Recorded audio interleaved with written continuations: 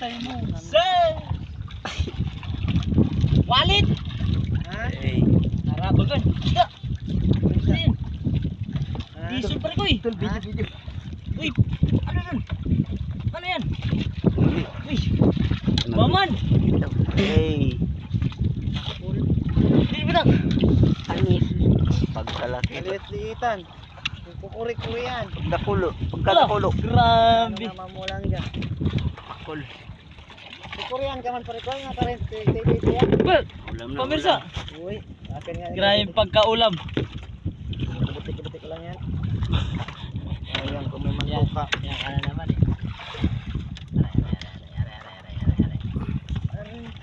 Aray, ito siya. Tingnan mo siya. Grabe pagkaulam. Na! So yan mga amigo. Dito kami nagpatabi kasi medyo maanlog. Bisa mo tol? Palubat ang cellphone ko. Malakas ang hangin. Po, grabe na rin. Kaya charge mo lang kagabi. Ay, ginamit mo nga. Huli namin Ginamit yung mo amigo nga. paggabi. Ginamit mo. Sino ba? Wala. News. Meron na. Anigad. Meron ng pang paamoy-amoy sa kape. Wala pa ako. So ito na mga amigo. Nakita nila doon ng mga itlog na yun. Malalaki siya mga amigo. Parang camouflage yung kulay ng itlog niya.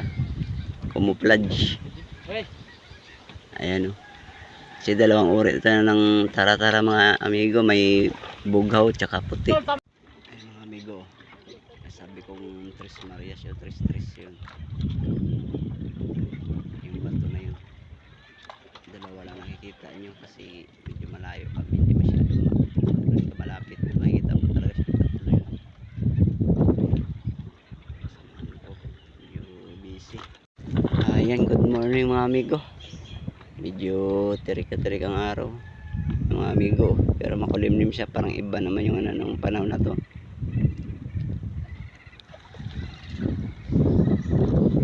So dito kami nagpatabi.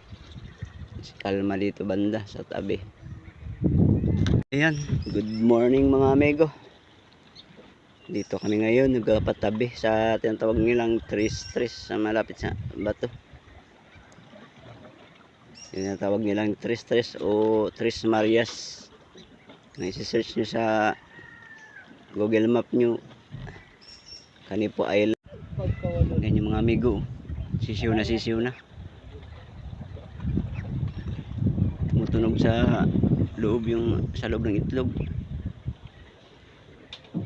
Lapit na sana ito magbiyak, kaso iniwanan na siguro na nanay kasi pag umuulan minsan din na binabalikan pag ganito na.